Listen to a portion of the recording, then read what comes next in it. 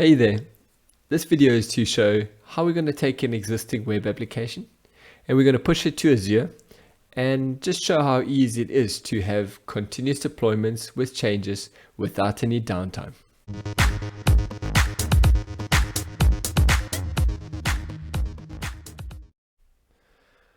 So here I've got a basic MVC application, and it really is just a file new with one of the default templates. So there's nothing special here.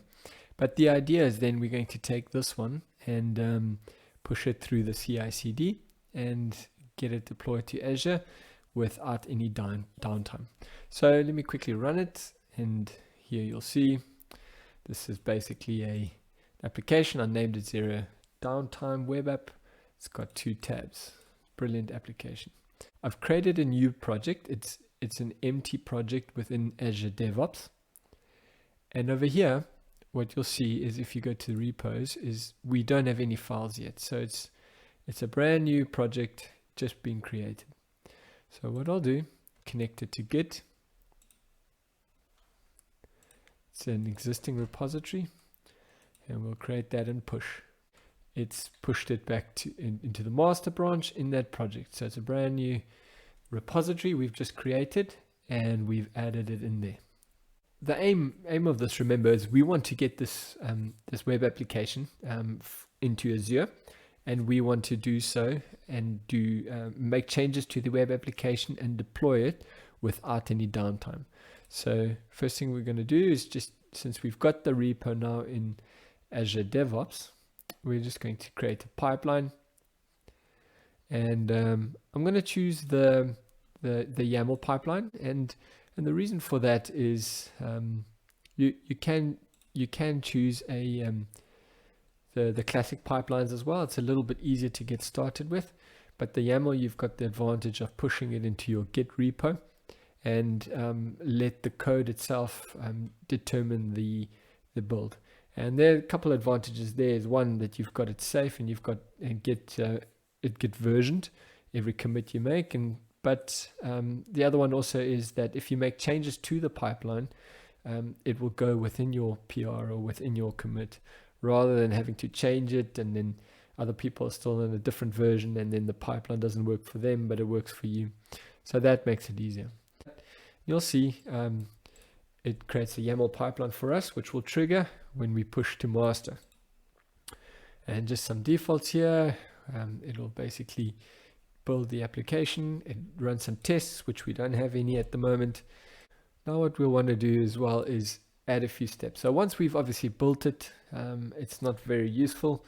We want to publish the artifacts. So let's find the build artifacts over here. So we'll publish that into an artifact called, let's call it drop, keep the defaults, and off we go. So we add that in there. So we will do a Azure App Service deploy, and I'll use an existing subscription that I have. We'll just need to authorize it. Now that it's authorized, we're going to deploy it on Windows. That's fine. But here we need an app service name, and we don't have an app service yet, right? We first need to create the app service in Azure. So I'm going to go ahead and create a little resource group. So what I'll do is I'll go into create, and over here we can just choose web. We'll choose a web app. We want to deploy. And over here we'll use existing resource group. That's fine. Let's call it Downtime demo. Let's hope that's unique. Yes, it is. And this just needs to be unique across azure.websites.net. What you can obviously do is once you deploy to the production, you don't want the azure.websites.net prefix there. You can add your custom DNS in there. But for now, you do need something unique, because that DNS will essentially just point to this with a CNAME. So when you have your own DNS registered, but yeah, we'll just, for the demo's sake, we'll use this. All right, we don't have a Docker file in our application, so we'll just carry on with those defaults over here, and we can even just keep the same service plan, or maybe just do one that's slightly cheaper. I am running this on my personal account, so I don't want any unexpected costs. So what I'll do is I'll now create. Just a note as well is, so within this application, we're going to be using slots, and you can use the basic plan. There's a free plan there. And let's just see what's going on here. Oh, there's a stack. Oopsie. All right. It's .NET 5. I missed that. Windows. There we go. Just a quick thing about the different service plans. There is a dev and test service plan over here, and this is perfectly fine if you want to host and test some things. It is not, however, recommended for production, and a couple of reasons for that is you'll see there's no slots, and that's what we're going to be using to prevent any downtime. It's a shared infrastructure, which means you're subject to load from others, and the performance won't be very great. Obviously, you're also limited to the resource in the compute, etc. So it's recommended you choose one of these plans and in the production plan. And you'll see over here you can auto scale. You've got your staging slots, backups, traffic manager, etc. Custom domains. What I mentioned about the having your own DNS CNAME point to your application. So I'm just going to choose S1 for now. Hit apply. Hopefully this time it'll be happy with everything. I believe so. We'll create.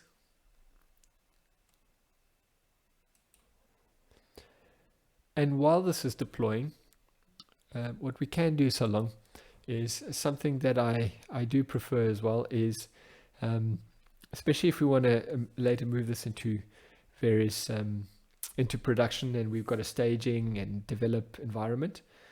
Something that I do find very valuable is to rather have stages. So while we wait for that, let's just set up stages. We'll create the first stage. Let's call it build, because this is essentially building our stage there. And we'll just do jobs, and the first job we'll call build as well,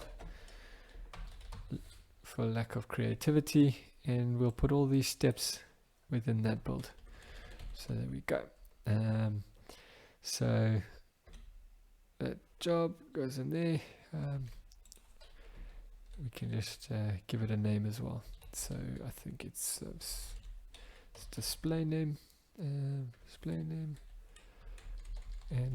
I've got my indentation wrong. Let's call that build. What we can then do is create another stage. Let's just copy this.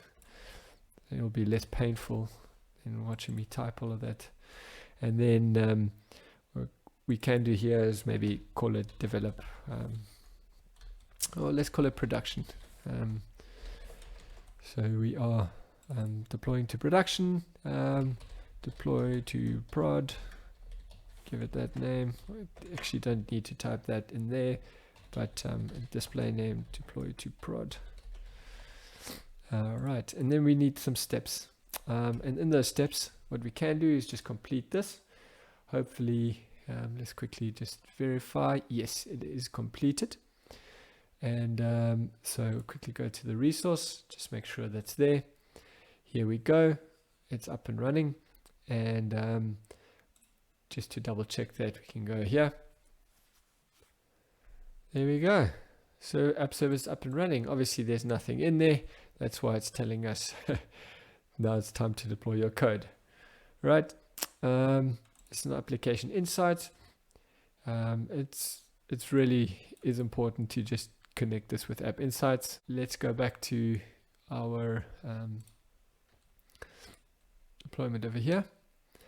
And we were busy deploying last time, but we didn't have the app service. Now we've got it. So let's do that. And we can add that in there. One thing to note is because I've now added these are separate stages, separate jobs and separate stages. So they will run on different build agents. So we do publish an artifact, but it's not running on the same machine. So if we do want to do this, we do need an extra step, which is the download build artifacts. So essentially we publish them, and in this step we would then want to download the build artifacts. So we'll do that and add it in there. There we go. Obviously our indentation is a bit off. There we go. Just one thing to note here is the download path. So we're downloading it to system.artifacts directory, and over here we've got our package pointing to default working directory. Whoops. So let's do that. We could actually call this drop because we called it artifact drop, but that should be fine just as it is like that. All right, so let's save this and hopefully that will work correctly. One thing you'll notice now is when you create the pipeline for this repo and we save it, we're essentially pushing back into the master branch, which will actually kick the pipeline off. So that's where you'll see a run now once we hit save. And these are the two steps that we had. So we've got build and production. And let's quickly see if this is going to run. All right, so now that's run through to completion. We got lucky first round, first go. So as you'll see, that's successful. And now, in theory, if we were to refresh here, we should have our site. There we go. Hosted in Azure. Easy as that. If I then go to Visual Studio, I can, let's decide over here, I want to say another header. This is a change. And we save it. So here, if I go to Git Changes, we can just quickly see. So I'm busy changing, added the H2, confirming that's right. And let's say added H2 message on the home page. And I can do that. Commit and sync. And this will essentially kick off the CI/CD pipeline that we set up and deploy to our production. We should see deployment kickoff. There's something else that I would like to try. So I'm just gonna open my Windows terminal here, and what I have over here is just a little script that I wrote to poll. There's a health endpoint on there, and to check that it's up and running. And this is no different to what I will be doing here as well. So I'll just be navigating around.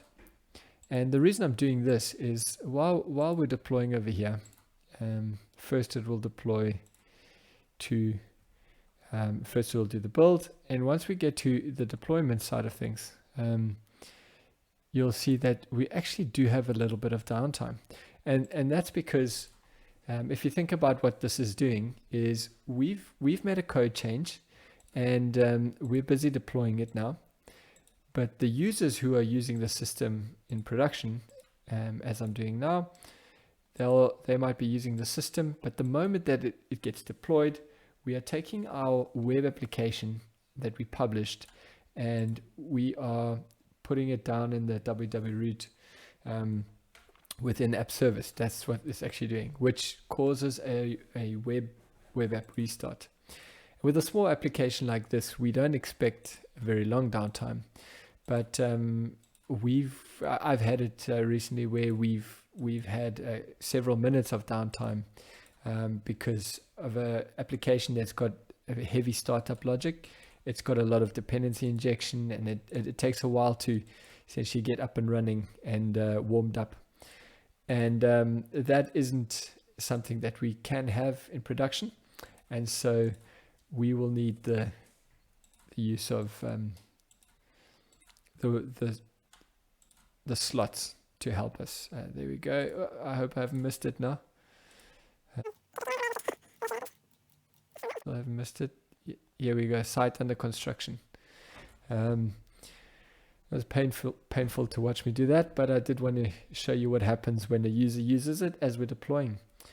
We've got great CI/CD, but a problem is we've got downtime, and we can poll it a few times, and we're back up. Here's our change. If we do look at our little application as well, that's polling the health endpoint. At some stage we had some downtime there, so it's quite clear to see that this isn't very good. Going back to the application, I just wanted to show you the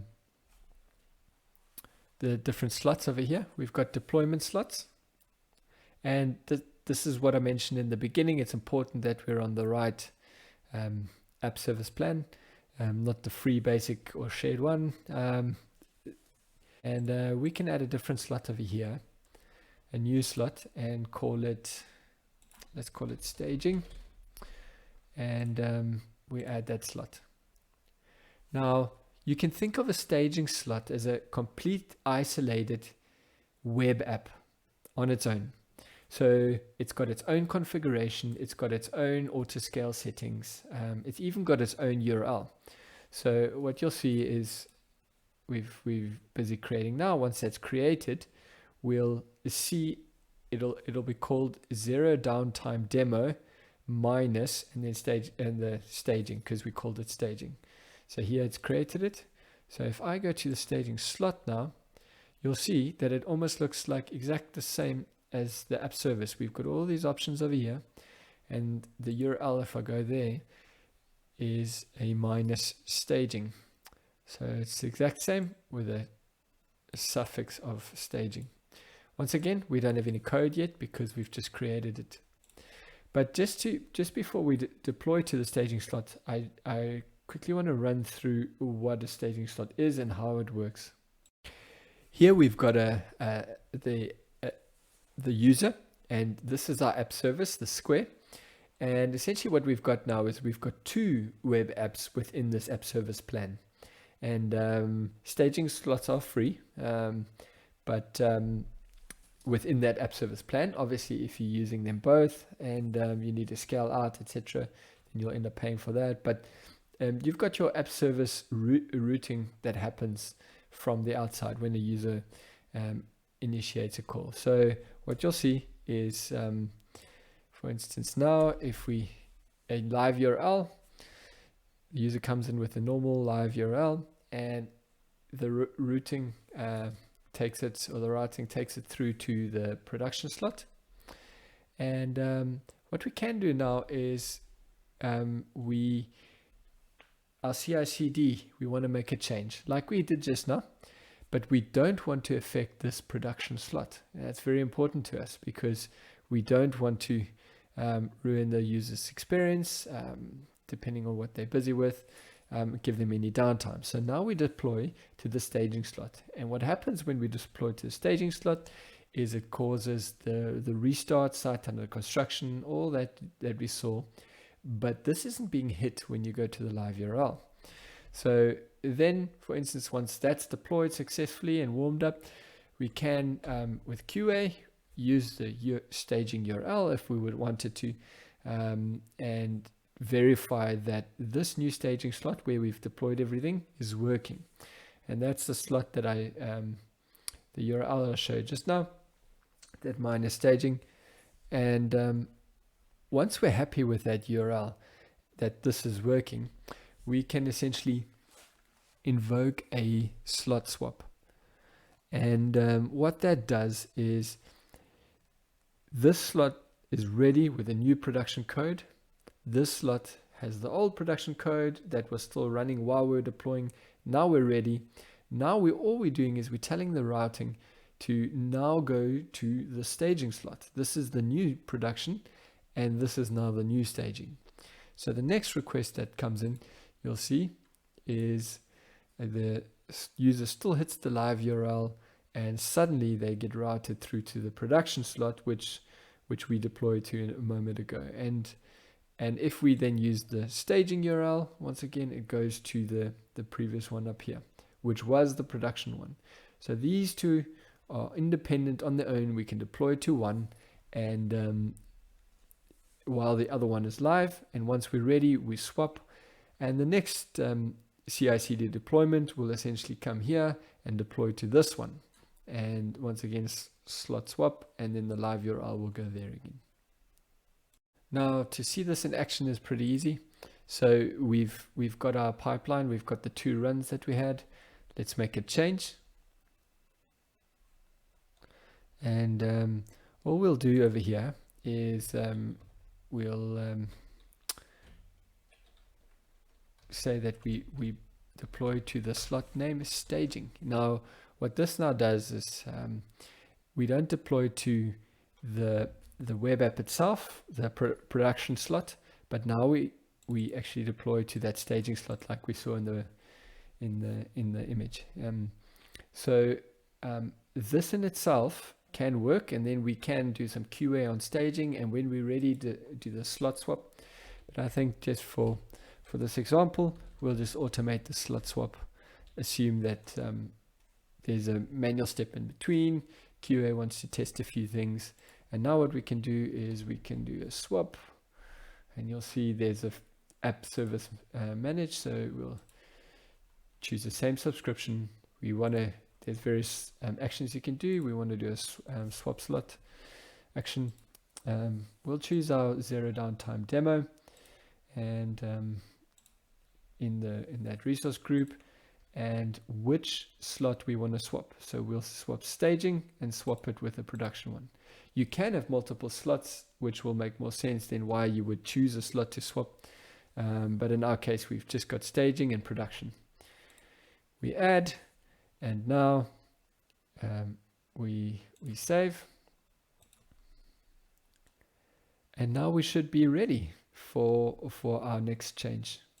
Jumping back to the code in Visual Studio, we might decide that we want to make another change. Maybe this time we want to do something on the privacy page, and we decide that fuchsia is the new in thing. So let's do that. Beautiful color, and then heading something extra in privacy policy. One thing to note before we push these changes through is that we actually have a mistake in the build, and what I did is I added the slot name, but I didn't indicate that we actually want to deploy to the slot. There's a setting for that. It's a deploy to slot over there. But just to make it easier, just firstly make sure your cursor is in the right place. Azure deploy, app service deploy, that's the one. We can choose all the same settings we did previously. And this time we just choose the deploy to app service to slot or app service environment.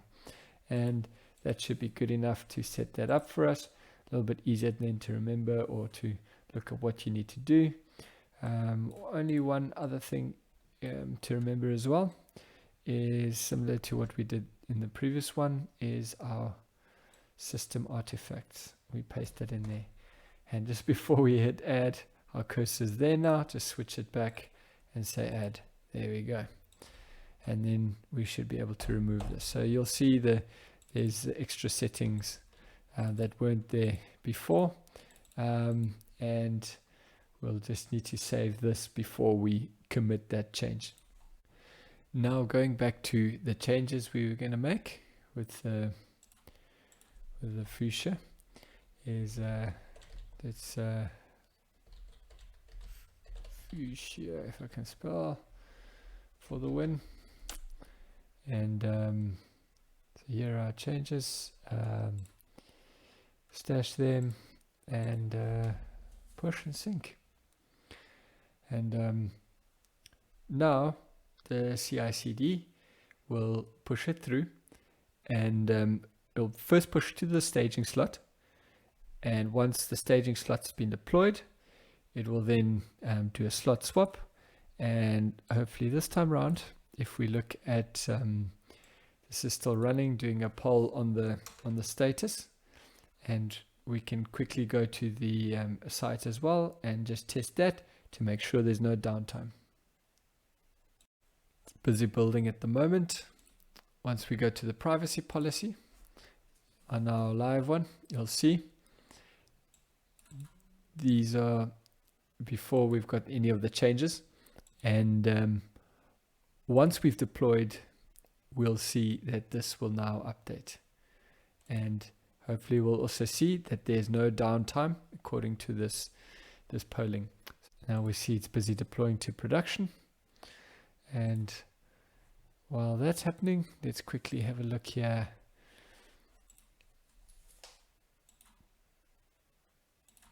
Jumping back and forth, we'll check this just now, just to make sure there was no downtime.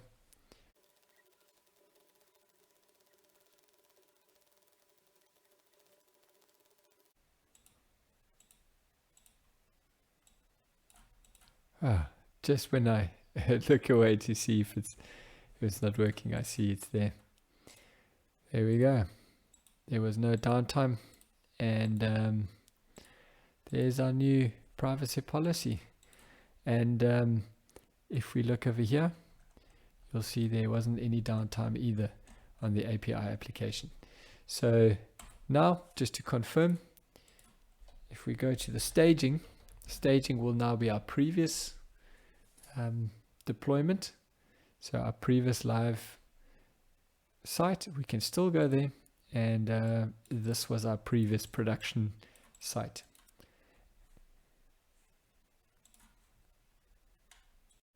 That's it for this video.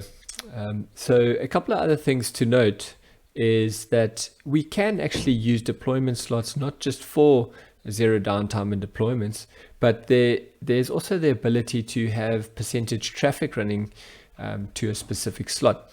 So if you, for instance, wanted to try a new feature, beta feature, something like that, you could put the percentage maybe to 20%, and then 80% goes to the regular production site. And that way, as it becomes more and more stable, as more people have used it without any issues, you can increase it until it's finally all the way through.